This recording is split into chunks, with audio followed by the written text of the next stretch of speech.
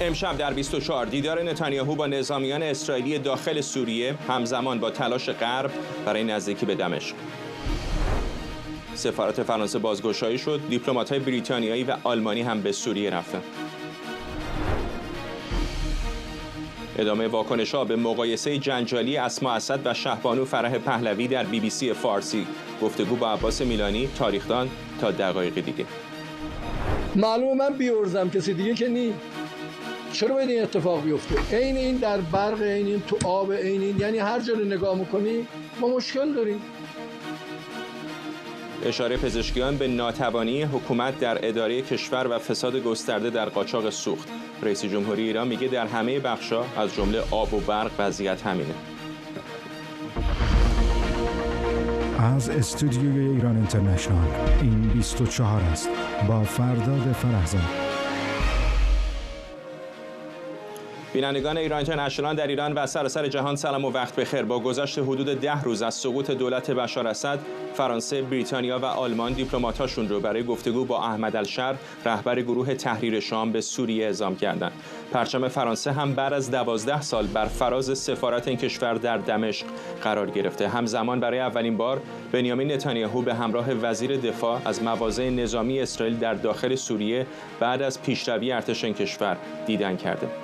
همکارم سمیرا قرایی از وزارت خارجه آمریکا با ما. سمیرا، اینکه دیپلمات‌های غربی روانه سوریه یکی بعد از دیگری دارن میشن، اینکه فرانسه دوباره پرچمش رو در سفارتخانه‌اش بالا برده و حتی آمریکایی‌ها میگن مستقیما دارن با رهبر تحریر شام گفتگو میکنن، به این معناست که عملاً دیفکتو هم حساب بکنی حکومت او رو پذیرفتن. همینطوره، دیفکتو حکومت رو پذیرفتند، رفت آمدها وجود داره، شروطی هم گذاشته شده برای این دولتی که قرار هست در سوریه روی کار بیاد. یک مقداری شاید فرداد بعد نباشه که بحث ایالات متحده رو با باقی کشورها، مشخصا کشورهای اروپایی، جدا بکنیم، برای اینکه الان ما شاهد حضور هیئت‌های اروپایی در دمشق و در سوریه هستیم، شاهد دیدارهاشون با این آقای احمد الشر که سابقا با نام آقای جولانی او رو میشناختیم، ارتباطاتی برقرار شده، دیدارهای با او کردن. از سمت ایالات متحده ما هنوز شاهد حضور دیپلمات‌های ایالات متحده در خاک سوریه نیستیم. از این منظر شاید بشه اینها رو از هم جدا کرد. اما در رابطه با کشورهای اروپایی مشخصا روز گذشته هم صحبت می‌کردیم. خانم کالاس که رئیس تازه سیاست خارجی اتحادیه اروپا است، دیپلمات‌های رو گسیل کرده. الان دارن میگن که میخواند که یک هیئت ویژه برای سوریه حتی در مقر اتحادیه اروپا باز بکنند، هیئتی باشه که نظارت بکنه ارتباطات بین کشورهای اروپایی، بین اتحادیه اروپا و سوریه رو بر این نظارت بکنه و این ارتباطات رو تقویت بکنه. مشخصا حالا اگه بحث ارتباطات تجاری باشه، این رو داریم. بحث بریتانیا رو داریم که دیدار انجام دادند. از سمت فرانسه 4 تا دیپلمات رو وزارتخانه فرانسه فرستاده بود، پرچم فرانسه به احتضار در آمده اونجا. پس داریم می‌بینیم که یک تحولاتی وجود داره. روز یکشنبه هم فرستاده ویژه سازمان ملل متحد رفته بود به دمشق، با الشر دیدار کرده بود آقای پدرسن. اما همگی دارن این رو میگن که هنوز همه چیز تمام نشده. اگر صحبت آقای پدرسن رو نگاه بکنیم، همین نماینده ویژه سازمان ملل در امور سوریه، دارن میگن که با رفتن بشار اسد داستان تمام نشده. همچنان باید نگران باشیم، همچنان باید منتظر باشیم ببینیم باقی تحولات چگونه رقم میخوره، به خاطر مشخصا بحثایی که در مرزهای شمالی و شمال شرقی سوریه وجود داره. هنوز یک نگرانی هایی رو میشه حس کرد بین کشورهای اروپایی و کشورهای حالا عضو سازمان ملل متحد، اگر که آقای پدرسن رو بخوایم نماینده این سازمان تلقی بکنیم و صحبتاش رو به عنوان صحبت‌های اونها فرض بگیریم. پس این نگرانی ها وجود داره. شروطی هم گذاشته شده از سوی اتحادیه اروپا. این شروط بیشتر برمیگرده به اقلیت‌های قومی، اقلیت‌های مذهبی. نگران هستند ببینند که این دولتی که روی کار خواهد آمد، آقای الشر، چقدر ماینوریتی ها و اقلیت‌های مختلف رو دخیل خواهد کرد در این دولت و چقدر حق و حقوق اونها رعایت خواهد شد. پس اینها رو ما داریم. از سمت ایالات متحده همچنان گفتم که ما هیچ هیئتی را اینجا ایالات متحده نفرستاده به دمشق. ارتباط مستقیم وجود داره. یک آمریکایی در اونجا وجود داره که اینها دارن راجع بهش صحبت میکنن، آقای تایس، که ببینن میتونن اون رو بیارن بیرون یا نه، یا اصلا کجاست؟ چون یک گماره‌زنی هایی هم مطرحه که ممکن اصلا در داخل خاک ایران باشه این آقای آمریکایی که روزنامه‌نگار بوده و ناپدید شده.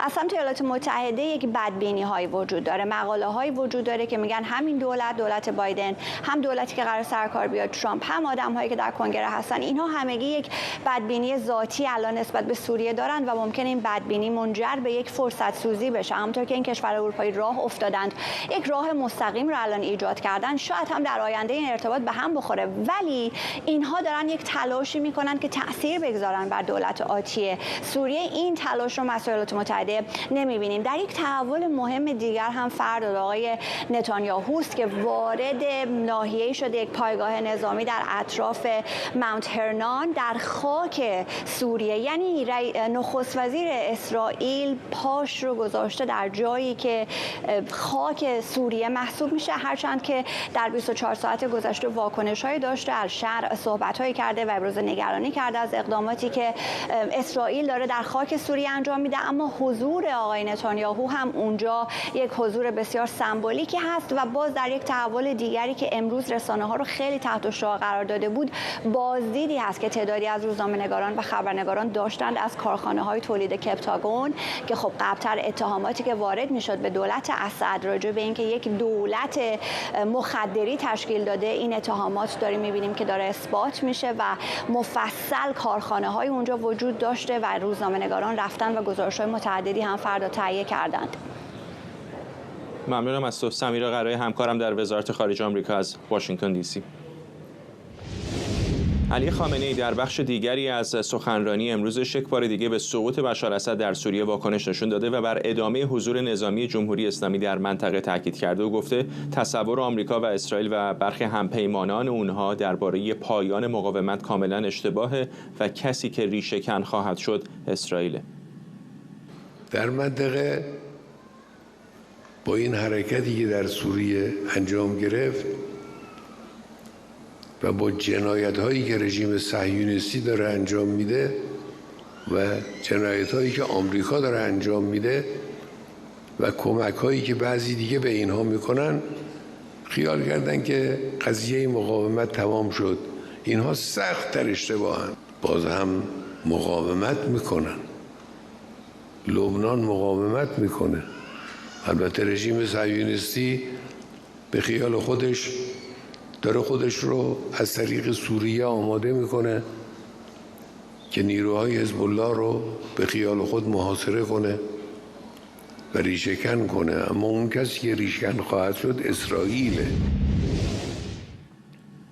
شکریا برادوس، پژوهشگر امنیت بین‌الملل و سیاست خارجی، و محسن سازگارا، فعال سیاسی و عضو شورای مدیریت گذار، هر دو از واشنگتن با ما هستند. خانم برادوس، تهدید خاصی در حرفای او نیست، حرفای کلی است و اینکه اسرائیل نابود خواهد شد. آیا این چیزی است که از اینجا به بعد به نظرتون از جانب جمهوری اسلامی خواهیم دید، فقط لفاظی و نه اقدام عملی؟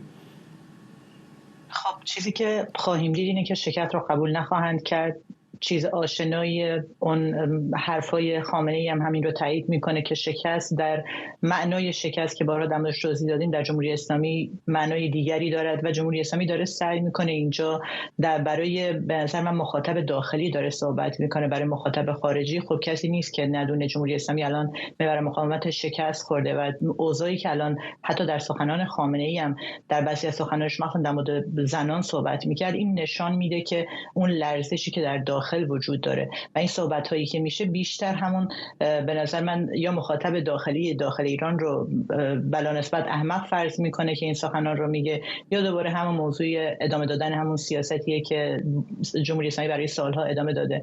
ولی چیزی که الان به نظر من داره نگرانی خامنه‌ای رو بیشتر میکنه، پایه‌های قدرتش در عراق داره به نظر من به لرزه میفته و آخرین جبهه‌ای که فکر میکنه میتونه نگه داره در اون حیات خلوت جمهوری اسلامی بوده در عراق که الان می‌دونیم خب تحرکاتی بین نیروهای سنی وجود داره، کشورهای دیگه مثل اردن، مثل ترکیه دارن در عراق کار میکنن و حتی سنی‌ها دارن حرکت میکنن در عراق. حشد شعبی داره اعلام میکنه ما نمیخوایم در سوریه دخالت کنیم. حشد شعبی که خب می‌دونیم جمهوری اسلامی روی این سرمایه‌گذاری کرده برای طولانی مدت، برای همین هم خواسته اون حشد شعبی دست نخورده بمونه.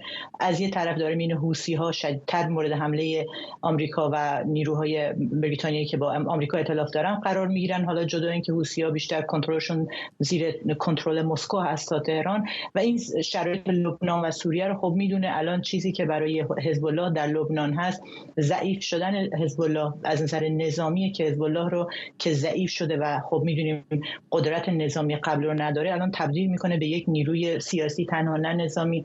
و یه نیروی سیاسی هم باشه خب مطمئناً به خاطر شکست‌هایی که در لبنان داشته و جنگ‌هایی که لبنان متحمل کرد، مردم لبنان متحمل شدن به خاطر همون سیاست‌های حزب الله، باعث میشه که نیروهای شیعی و حزب‌های شیعی مثل عمل بیان وسط و اونها قدرت سیاسی رو هم حتی بتونن رقابتی رو داشته باشن با حزب الله. یعنی این جنبندی که من دارم از گروه‌های شبه نظامی یا محور مقاومت جمهوری اسلامی دارم می‌بینم، آشکارا میشه گفت که جمهوری اسلامی شکست خورده، ولی خب این حرفا هیچ وقت ما از تهران نخواهیم شنید.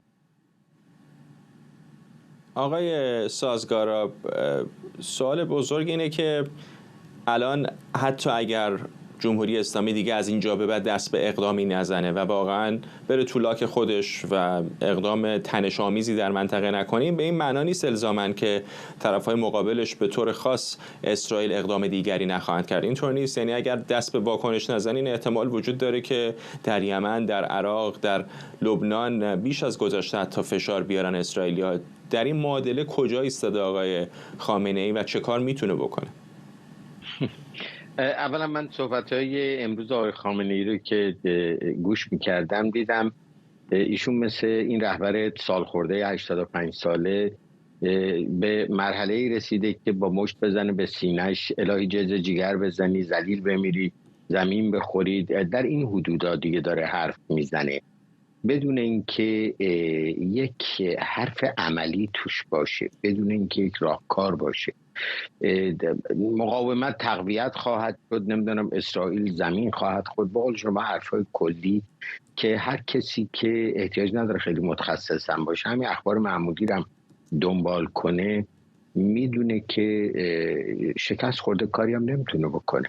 همون حرفی که تو صحبت قبلیش زد که راه ما رو از زمین و آسمون بستن نتونستیم کمک کنیم. خب بگو پسر خوب، تو که دماغ تو بگیرن جونت در میره، راه تو میتونن امریکایی و اسرائیلیا ببندن، پس چرا انقدر ادعای گنده میکردی؟ نمیتونی 2 تا نیرو بفرستی؟ ولی اینی که آیا دست از شرارت بر میدارن، من با خانم برادوس موافقم. نه این مرد حاضر بپذیره که شکست خورده و جام زهر بنوشه یا کرنش قهرمانانه به قول معروف بکنه به جای نرمش. از این چیزا نمیکنه، شجاعتشو نداره. نه اینم که دست از شرارت برمیداره. در همین سوریه به احتمال زیاد منابعی که تا الان داشتن تو این سال، بلکه سالها اونجا بودن، میرن تو مایه این که اگه بتونن یه خود پول به این بدن یه خود به اون بدن، مثل داستان عراق بندازن به جون همدیگه و جنگ داخلی درست کنن. همون که ایشون صحبت قبلش گفت جوانان غیور سوری پس میگیرن، یعنی ما میخوایم بریم اونجا جنگ درست کنیم. ولی اینی که آیا این حرفایی که میزنن، فرض کنید به قول معروف موش به همبونه کار نداره، همبونه هم به موش کاری نداره. آیا اسرائیلیا به خصوص که الان با ایران سرشاخن، اسرائیلیا جنگ در سایه رو خامنه‌ای آورد در آفتاب، موشک زده، موشک خورده، حمله هوایی بهش شده. آیا اسرائیلیا میپذیرن؟ یعنی به مصداق توبه گرگ مرگه آیا مثلا بگن حالا ما کاریتونم نداریم قبول میکنم؟ من فکر نمیکنم. در واقع به صراحت مسئولین اسرائیلی بارها هم گفتن که خلاصه ایران رو ما تا خیالمون راحت نشه دست از سرش بر نمیداریم. محور مقاومتش رو داغون کردن، ولی فکر نمیکنم به اینجا ختم بشه. من در واشنگتن هم که حالا دولت های ترامپ داره میاد که از 21 ژانویه پشت میز بشینه، دنبال میکنم این تیمای انتقالی رو. یه بحث جدی درش مطرحه که غیر از شکست نیروهای به اصطلاح محور مقاومت، باید جمهوری اسلامی در راه قرار بگیره که مطمئن بشن دوباره بر نمیگرده این کارا رو میکنن و این داستان محو اسرائیل و این تروریست بازی و قاچاقچیگری اینا رو باید یه اطمینانایی به دست بیارن که دیگه نمیکنه این نظام.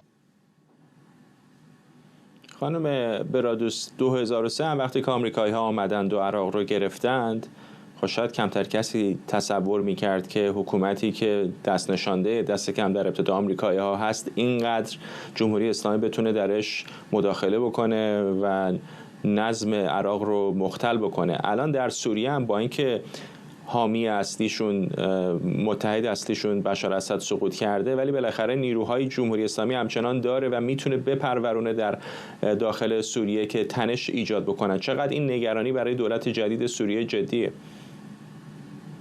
تفاوت داره موضوع عراق با سوریه در چند جنبه. یکی از جنبه‌هاش موضوع جمعیتشه. جمعیت عراق اکثریت شیعه بودن و وقتی که آمریکا اومد با حمایت از شیعیان عراقی بود که این گروه‌های اپوزیسیون شیعه عراق بیشتر حتی با ایران در ایران بودن، با جمهوری اسلامی روابط بهتری داشتن و اون سیاستی که اجرا کردن در مقابل سنی‌ها حتی در مورد ارتش خود عراق باعث شد که خب از یک طرف ما ارتشی در عراق نبینیم و از یک طرف گروه‌های شیعی در رقابت‌های خودشون هم در داخل خود گروه شیعه می‌بینیم خب درگیری‌هایی پیش اومد در اون موقع و این سناریوی متفاوتی به وجود آورده و جمهوری اسلامی و بشار اسد که سعی کردن کمک کنن خب به همان ارتش صدام و گروه‌های سنی و فرمانده‌های سنی ارتش عراق، یعنی موضوعی که پیچیدگی عراق رو بیشتر کرد. در مورد سوریه به نظر من بیشترین خطری که وجود داره خطر بیشتر ترکیه است تا جمهوری اسلامی. جمهوری اسلامی نیروی آنچنانی نمونده که بخواد کمک کنه که یک مشکلی ایجاد کنه برای دولت جدید یا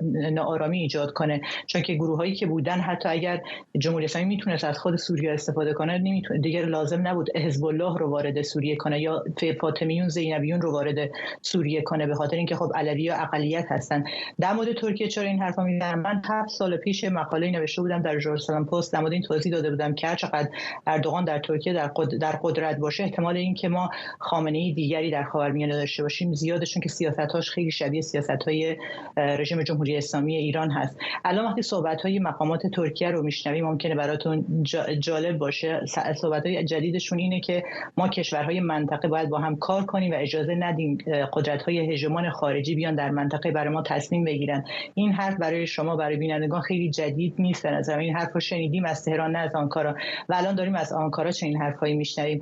یا اینکه الان مثلا آخرین خبری در مورد مصر اینه که سیسی اومده سریعا جلسه انجام داده. خب در مورد قدرت گرفتن اخوان المسلمین دارن میترسن در مصر و کشورهای عربی در اینکه هژمون ترکیه بعد از جمهوری اسلامی به منطقه برسه دارن گفتگو میکنن و اینکه چطوری این افزایش هژمون ترکیه در خاورمیانه رو میخوان کنترل کنن.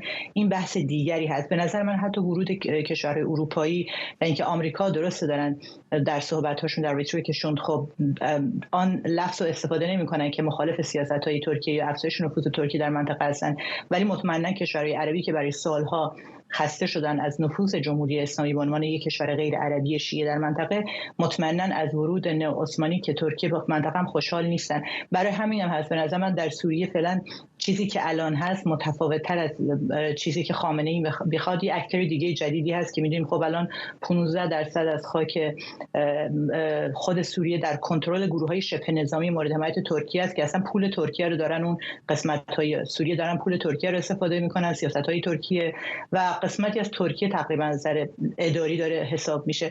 برای همین هم هست فعلا به نظر من حرف از این که جمهوری اسلامی میتونه اونجا دوباره قدرت بگیره خیلی دوره و خیلی از دور از واقعیته.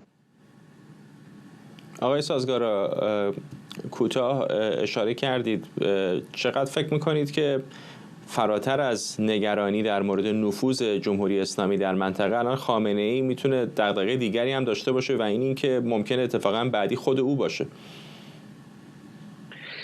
بله، ببینید جمهوری اسلامی در سوریه، منم با خانم برادوس موافقم، نمیتونه دیگه قدرت بگیره اونجوری، ولی میتونه به هم بزنه. با 10 تا آدم میشه یه شهر رو ناامنش کرد. به هر حال 13% جمعیت اونجا علویه و میتونه دعوا درست کنه بین گروه‌های مختلف با توجه به منابع و جاسوسا و غیره که سالها به هر حال داشته. ولی اینی که در این دومینوی خاورمیانه بازی که میشه گفت اسرائیل شروع کرد، در واقع نفر بعدی بعد از اسد خامنه‌ای باشه خیلی دور از ذهن نیست. یعنی ببینید، برای اینکه اتفاقی که در سوریه افتاد به طور خلاصه این بود، درست تحریر شام رو ترکا تقویت کردن، اومدن حرکت کردن، ولی با یک جنگ مسلحانه چیز مثلا ماو یا سندینیستا یا غیره نیامدن دمشق رو بگیرن. مثل یه تریگر عمل کرده، مثل یه جرقه زن اومدن، مردم بلند شدن، ارتش هم بهشون پیوست یا نجنگید، اسلحه‌اش داد و رفت و کار اسد 11 روزه تموم شد. در واقع مثل یه پیاده روی اومدن تا به دمشق رسیدن. این اتفاق در ایران هم میتونه بیفته. در ایران هم مردم حرکت بکنن، ارتش ما کلاسیک ما که اساساً از این رژیم دلخوشی نداره، سپاه هم مقدار زیادی در شکافه و به شدت بخشایش ناراضی‌اند. بنابراین میتونه همین اتفاق در ایران هم بیفته و بپیوندن به مردم و تموم میشه کار دیکتاتور. تونس هم همین اتفاق افتاد. بنابراین شانس این که خامنه‌ای بتونه جونش از وسط این همه مشکلی که برای کشور خلق شده، این همه نارضایتی که به وجود اومده، دولتش رسما میگه من ناتوانم، هیچ کاری نمیتونم بکنم، این همه فسادی که هست و انزوای بزرگ داره، بتونه جونش رو نجات بده کمه. خیلی احتمال داره که دیگه دمشو از لای این تله نتونه در بیاره. ممنونم از هر دوی شما. شکریا برادوس، پژوهشگر امنیت بین الملل و سیاست خارجی، و محسن سازگارا، فعال سیاسی و عضو شورای مدیریت گذار. ممنون از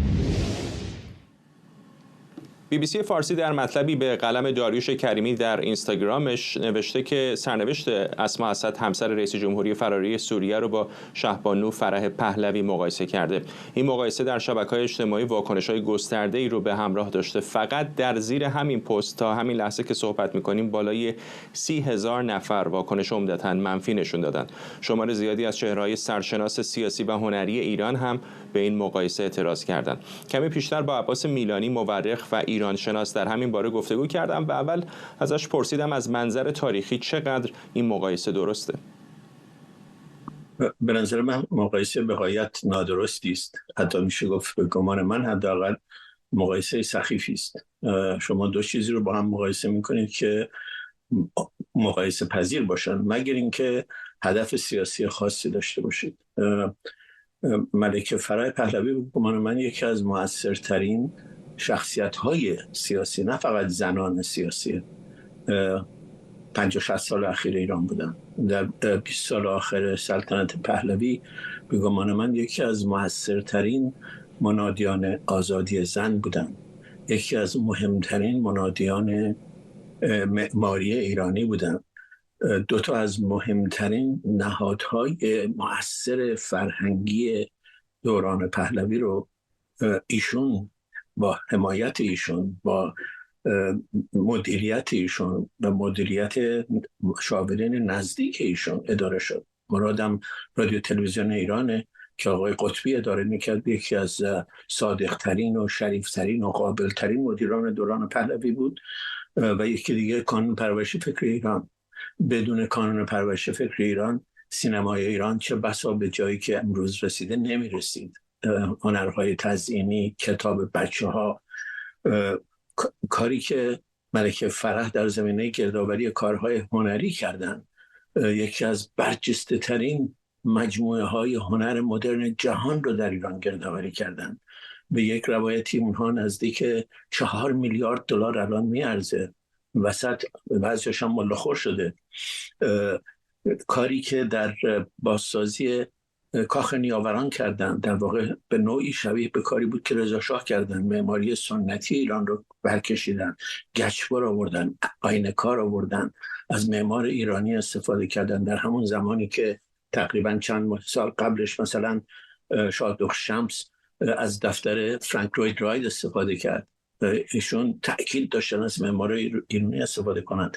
کاری که در جشن‌های هنر شیراز کردن. میدونم بعضی از این چپ‌ها و بعضی از این آخوندا، به خصوص آخوندا، با اون مسئله دارم، ولی جشنواره شیراز یکی از دستاوردهای بزرگ فرهنگی اون زمانه. همه این کارا رو ایشون کردن و در نهایت پاک دستی کردن. در مقابل یک زنی است که در 15 سال اخیر معمار اصلی فساد خانواده اسد بوده، به گفته دولت آمریکا مسئول پولشویی ثروت از فروش مملکت اسد بگیرید به روس‌ها و به ایرانی‌ها تا قاچاق مواد مخدر.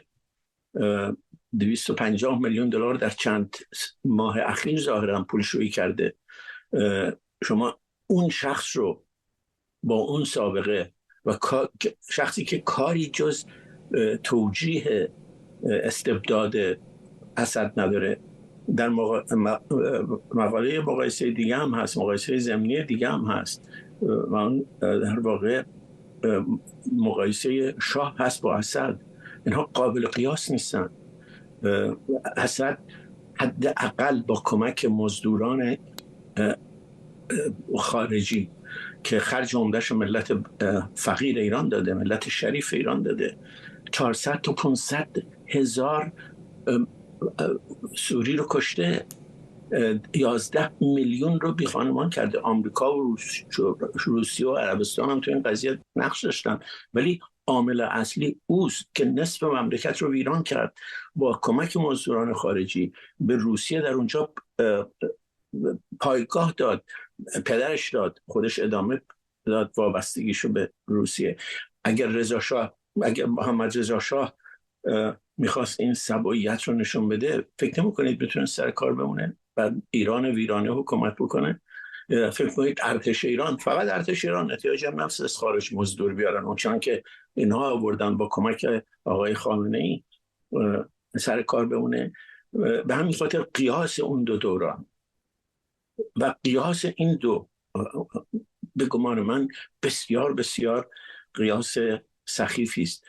من برای آقای کریمی احترام فراوانی قائل بودم. من فکر می‌کنم ایشون کارنامه بسیار مهمی دارن، ولی کارهای بسیار اشتباه هم در گذشته کردن. مصاحبهشون با گلستان عین یک چنین کار فاجعه آمیزی بود و من چون در موردش نوشتم میخوام بینندگان عزیزتون بدونن که من این سابقه رو داشتم، ولی این حرفایی که میزنم ربطی به اون سابقه نداره. من کماکان فکر میکنم ایشون روزنامه‌نگار قابلی هستن.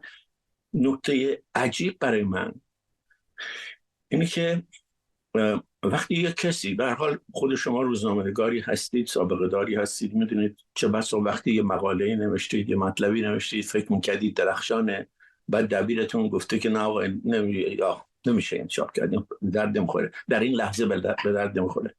چطور هیچ کسی در BBC به این مقاله اعتراض نکرد، در مدیران و دبیران BBC؟ چطور یک نفر از اونها نگفت که در شرایطی که زنها در ایران دارن مبارزه میکنن، بعد از کنسرت درخشان اون خانوم، بعد از بلایی که بر سر نرگس محمدی دارن در میارن، بعد از زن زندگی آزادی، این چه مقایسه شما میکنید؟ من شکی ندارم که جنبش زن زندگی آزادی بدون کمکایی که ملکه فرح در سالهایی که نایب سلطنه مملکت بودن به زنان کردن میسر نبود.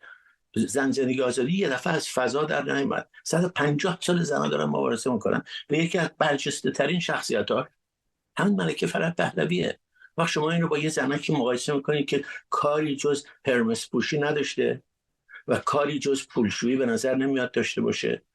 من تخصصی در مورد خانم چیز ندارم، ولی اون چه که خوندم واقعا برای من عجیب بود که یک روزنامه‌نگار سابقه داری به یک چنین قیاس سخیفی دست بزنه و یک دستگاه BBC که زمانی مینوی اونجا کار میکرده، فرزاد کار میکرده، همه اجازه بدن که این چاپ بشه.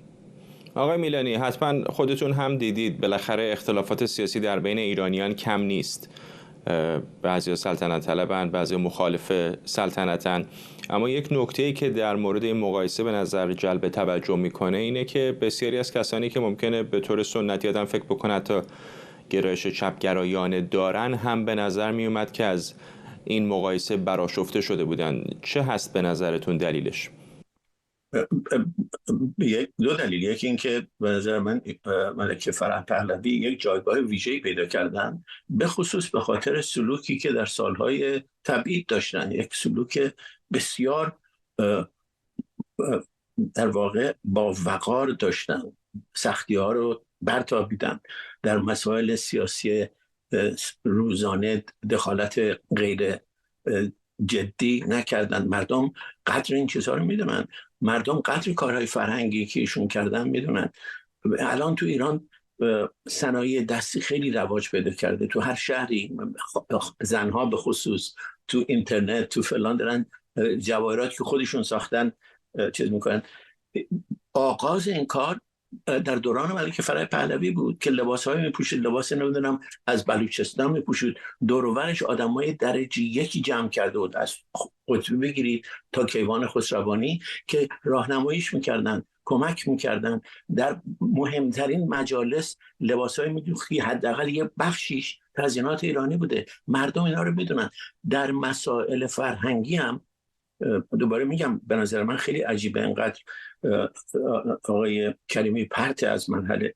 در مسائل سیاسی شواهد بسیار زیادی هست که در همه موارد سعی میکرد در دورانی که قدرت داشت یک تساهلی بین، یک تفاهمی بین اپوزیسیون و رژیم ایجاد بکنه. نهادهایی که ایشون هدایت میکرد، از تلویزیون بگیرید تا همین کانون، جایی بود که روشنفکران چپی که هیچ جای دیگه نمیتونستن کار بگیرن اونجا میتونستن کار بگیرن، واقعا به خاطر حمایت ایشون بود. مردم اینا رو میدونن. اون وقت یک روزنامه‌نگار با سابقه ای در یک چنین لحظه تاریخی مهمی، 2 روز بعد از اینکه یه خانومی اومده جا در پای قمر گذاشته و یک کنسرت گذاشته، تو اون فضا اون وقت شما بیایید یک چنین زن برجسته ای رو مقایسه بکنید با یک زنی که آلوده است به تمام فساد و تباهی خاندان اسد، و رژیم شاه رو مقایسه بکنید با رژیمی که گفتم چندین 10,000 آدم کشته، چندین 100,000 سوری رو با کمک مزدوران ایرانی و هواپیمای روسی و با دخالت‌هایی که عربستان و آمریکا کردن، ولی بانی اصلیش این بوده. مگه شاه نمیتونستی از ایران یه ویرانه بسازه و برش حکومت بکنه؟ مگه ارتش شاه از ارتش سوریه کم بود؟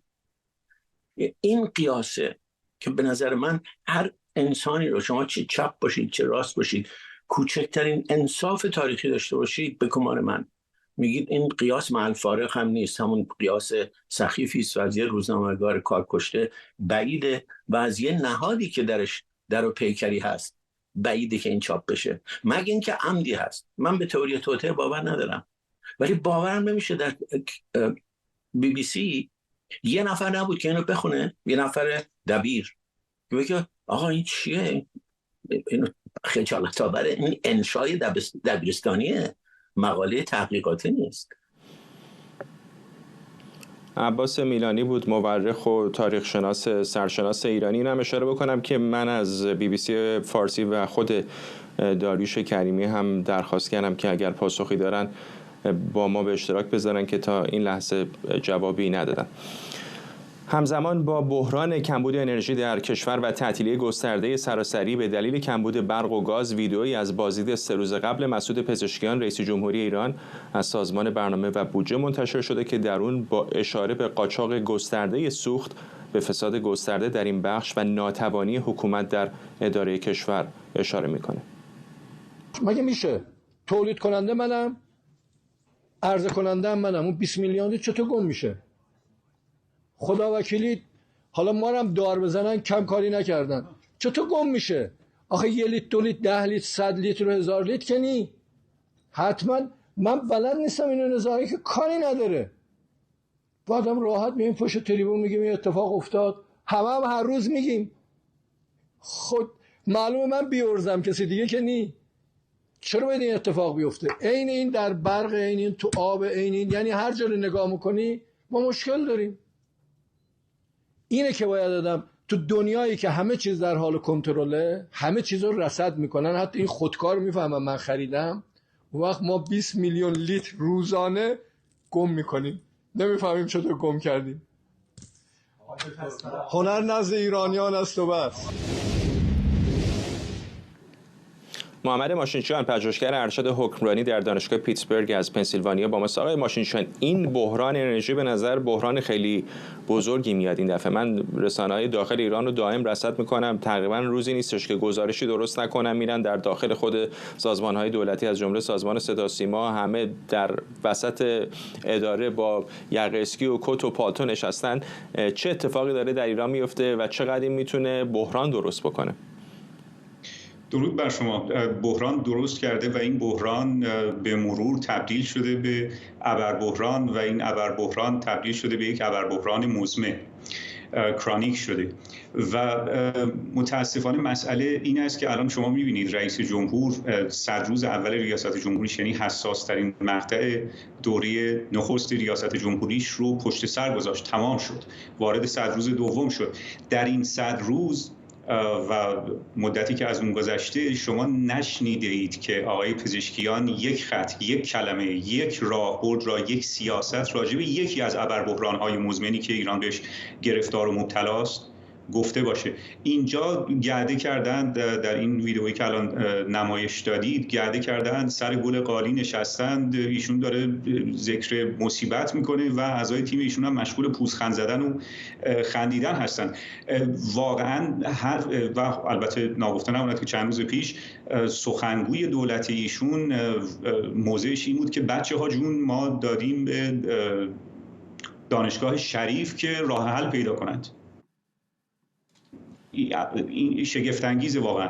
مسئله اینجاست که هیچ راه حلی در کار نیست. مسئله اینجاست که این بحران، این ابربحران مزمن داره ادامه پیدا میکنه و تمام تمرکز و توجه دولت روی صرفاً گذشتن از این بحران حساس کنونی هست. اونم حالا نمیدونم، اخبار رو حتما شما هم دیدید، تیترها رو دیشب تیتر زده بودن که دیشب به وقت ما تیتر زده بودن که موفق شدیم، با موفقیت توانستیم که مسئله برق رو حل کنیم به این ترتیب که با مجموعه خاموشی ها و تعطیلی ها میزان برق تولیدی به اندازه برق مصرفی رسید در نهایت. یعنی اون کسری رو تونستیم با تعطیل کردن کشور درستش کنیم.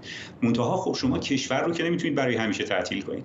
در عین حال مسئله تبدیل شده، اون ابربحران هایی که عرض کردم، به یک کلاف سردرگمی تبدیل شده، به این ترتیب که امروز گاز نیست، اما اگر فردا گاز باشه، اولا بحران برق حل نخواهد شد و ثانیاً بحران آلودگی بدتر خواهد شد و به همین ترتیب سایر بحران‌ها، برق به گاز وصل، گاز به بنزین وصل، همه اینها یک کلاف سردرگمی رو داده که هیچ راه حلی، راه برون رفتی براش وجود نداره. حداقل در کابینه پزشکیان خبری از هیچ پاسخ، هیچ راه حلی نیست. یک اندازه طنز تلخ شاید این باشه که بخش بزرگی از این بحران به خاطر تنش‌های بین‌المللی جمهوری اسلامیه که به واسطه برنامه هسته‌ایش به وجود آمده و اونطور که خود جمهوری اسلامی ادعا می‌کنه این برنامه هسته‌ای در اصل به مقاصد صلح‌آمیز و برای تولید برقه و الان نتیجهش این شده که به اندازه کافی برق ندارن برای گرم کردن خانه‌های ایرانیان.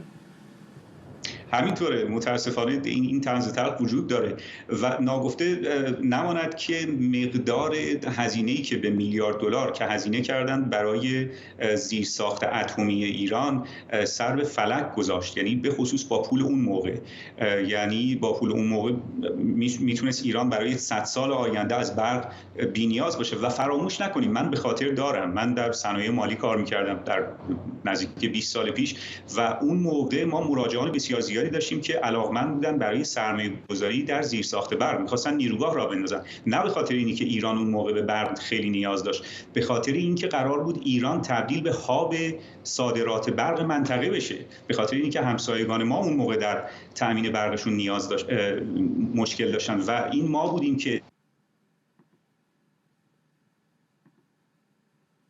خب به نظر میرسه که برق آقای ماشینچیان هم قطع شد. نمیدونم، شاید به برق ایران وصل بود. متاسفانه ارتباطتون با محمد ماشینچیان، پژوهشگر ارشد حکمرانی در دانشگاه پیتسبورگ قطع شد. اگر بتونیم در ادامه برنامه به او باز خواهیم گشت، اما تا برگردیم اجازه بدید بریم تصاویر زنده ببینیم از آسمان دمشق که دومین هفته بعد از سرنگونی بشار اسد رو داره تجربه میکنم. تو که در ابتدای برنامه هم بهتون گفتم بسیاری از کشورهای غربی از جمله بریتانیا و فرانسه دیپلمات‌هاشون رو به سوریه فرستادن. امروز صبح فرانسه پرچمش رو برای اولین بار بعد از 12 سال در دمشق بالا برد. آقای ماشینشان، فکر کنم برق شما هم قطع شد. خوشحالم که دوباره ارتباطمون برقرار شد. میتونید ادامه بدید. عذرخواهی میکنم. عرضم این بود که قرار بود اون موقع ما تبدیل به هاب صادرات برق منطقه تبدیل بشیم، اما در همون موقع با قیمت‌گذاری دستوری دولت، با مداخله هایی که دولت اون موقع انجام داد، خیلی ها اون موقع ورشکسته شدن. کسانی که داشتن نیروگاه، بخش خصوصی که داشت اون موقع نیروگاه تأسیس میکرد، بیچاره شدن، زندگیشون رو، سرمایه‌شون رو از دست دادن. و یعنی میخوام بگم که یه همچین اتفاقی در کشور افتاده، من شخصا شاهدش بودم تا امروز که این مسئله برق کماکان ادامه داره. چه راهکاری واقعا در کوتاه مدت دست جمهوری اسلامی وجود داره؟ نمیتونن با ابزارهای بازار، مثلا مثل آزاد کردن قیمت‌ها و گرون کردن، میدونم که اونم واکنش‌های زیادی خواهد داشت، ولی بالاخره تا اندازه کنترل کنن میزان مصرف رو؟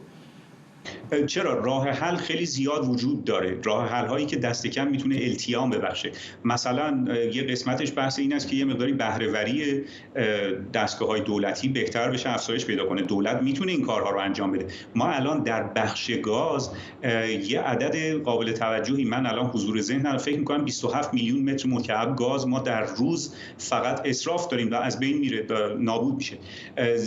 خلاصه خیلی از کارها رو میشه انجام داد. یا مثلا در مورد مسئله بنزین، به یه چیزی بین 20 تا 50 میلیون لیتر در روز خب داره قاچاق میشه.